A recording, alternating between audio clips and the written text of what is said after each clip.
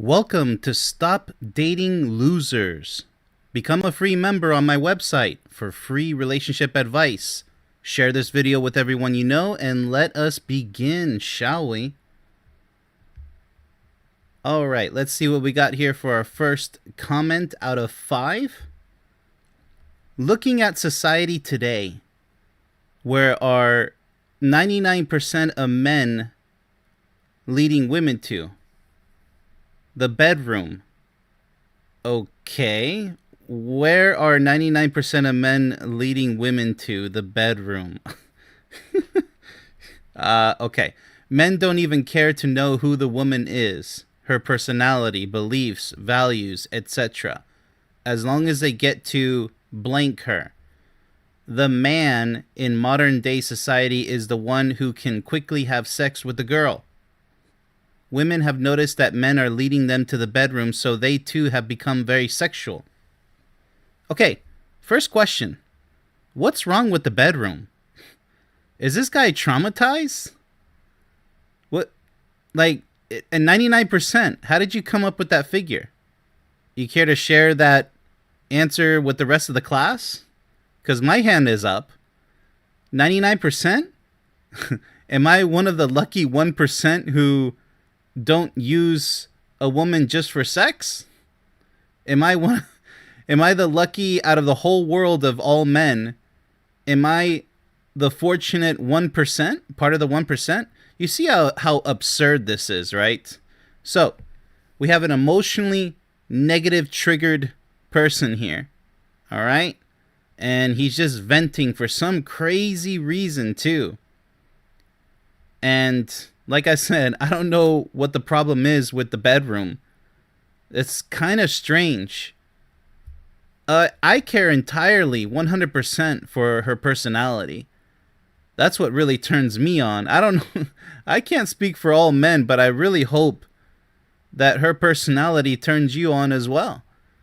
Because you can have fun with her body, and she can have fun with yours, in the bedroom, by the way, or on top of a washer machine for all I care. Wherever it may be, you guys can have fun. Physical pleasure is not something to be ashamed of. It should be glorified, celebrated. In fact, sexual compatibility is paramount to a lifelong healthy relationship. Otherwise, you're not going to be a happy camper, and neither will she. Sexuality is at the top of the pyramid. Because that's how you bond the closest, is because the physical becomes mental and emotional. You see that? So 99% only leading women to the bedroom. Well, if you're talking about dating, that's just a game of failure after failure. You might get lucky and find the one, but good luck with that. Because I would dare say 99% of people, even if they think they're successful dating somebody and they turn it into a relationship, it's going to fail anyways, most likely. It might take 1 year, 5 years, 10 years, 20 years. But it's going to be a very difficult relationship because you guys are rushing the process of getting to know each other and just shooting in the wind, hoping that it's going to work out. More chances than not, it's not really. It's going to be a rocky road and it won't work out. So then he says women are pretty much doing the same because the men are the ones to blame. Well, it takes two to tango, so as long as it's consensual, I don't see the problem with this. All right, so this guy is extremely triggered. I mean, I care about a woman's beliefs and values and her personality. I do care about her body and how, because you have to have chemistry. You have to have physical attraction. Anybody who says otherwise is a fool. They're lying to themselves and lying to the world. There's nothing wrong with physical attraction. It's extremely important. But so is personality, beliefs, values, and so much more. He said, etc. So, and I had to censor the F word here, as long as they get to F her. I mean, that says everything about his level of immaturity. It's through the roof. Let's go ahead and move on, shall we? What a shame that we have garbage being spewed out there like this. People are angry. That's fine. Go hit a punching bag. Go to the gym. Go breathe some fresh air. Go touch grass, as they say. You got to do something really productive and better with your life than to whine online 24/7. All right, second comment. Always admire the women who could have went cold after everything she's been through, but chose to love anyway. There's strength in that. You hit the bullseye. Yeah, I agree. Everybody has a reason that they could turn to the dark side and just be part of the problem and not the solution. Everybody, it's easy to hate, to be negative, to whine and complain, to sit there and smash that repeat button and do nothing about your life's problems, your miserable lifestyle, either alone and miserable or married and struggling with marital issues, or going out and getting your heart broken. Go get your heartbreak. Get some of that heartbreak. I know. It's easy to just say, the heck with it. I'm not going to try to solve my life's problems. Or you could sign up for free relationship coaching on my website and we can get started on that. Solutions to those problems. And, whenever I hear situationship instead of a relationship, or a sexless marriage, that's really sad. It's nothing to be proud of. That's not a life at all. I can tell you that. We could work on that, but it's up to you to take that first step. So yes, I agree with this comment here. We all have a choice, whether it's men or women, to turn to the dark side based off of these negative experiences that we most likely have encountered in our past. But you, not anybody else, you get to define how your life is going to be right now in the present moment. That's why they call it a present, because it's a gift. And your future. Or you could do the lazy thing and just moan and groan and complain and don't change anything. Let's go ahead and move on to the next comment, shall we? And it's not always hard to change. It just takes, maybe the first step might be a little hard. You'll get used to it. And you'll feel better once you take more steps. No woman just wakes up and decides to be distant, cold, guarded, and toxic. That attitude you see, that tone in her voice, that wall she built, it came from somewhere, from betrayal, from being lied to, disrespected, and let down too many times. Women are naturally loving and soft. But if you keep hurting someone who only wanted to love you right, don't be surprised when that love becomes protected.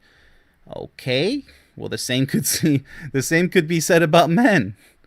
No man wakes up and decides to be distant, cold, guarded, or toxic. You see what happens? It always works both ways. So I don't know why you're emphasizing women. There's plenty of women who are victims of dangerous relationships, abusive relationships, and just negative ones that just didn't work out. And there are plenty of men who went through the same or similar. So I don't know why you're emphasizing women, but okay. Just know it can work both ways.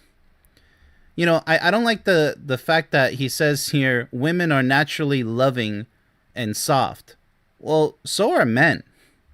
The ones who try to act hard like they don't have any emotions, those are just goofballs. They know deep down inside that they would love to just be vulnerable and express themselves freely without having to be judged by being soft, quote unquote. There's nothing soft about being warm and kind. That's what a real man is supposed to be. Sure, there's a time to be brave and bold. And women should be the same. Mature people, wise people, they see men and women as real equals. They expect maturity, intelligence, wisdom, lots of love and compassion, soft side, and a courageous side, and a lot more. But it's too much to go over for this one. So, there's a lot of hurt out there. There's a lot of toxicity, not just against women, but against men too. And a lot of men suffer in silence, and they never open up about it. But there's always a choice, like I said before. It's your choice what you do now and forever. But you have to take that first step. I can't take it for you. let's go ahead and move on, shall we? Who can explain why so many men continue to take dating advice from other men, but downright refuse to listen to women? Well, I can explain it. If you are trying to attract a woman, wouldn't it make sense for you to take dating advice from a woman? Oh, I can only assume men who continue to do this is because they are really only concerned about another man's opinion of them, not a woman's, which means they probably shouldn't be pursuing women. What are you talking about? This is horrible right here. All right, let's go ahead and break it down, right? Really quick. What's wrong with men giving other men advice about women? What's wrong with women giving other women advice about men? I agree that the only people you should primarily listen to depends on the substance, right? The context, everything. The information being conveyed, the messages. I agree that you should listen to successful women who have found nice, powerful men in their own regard, whatever their features may be. Happy women, right?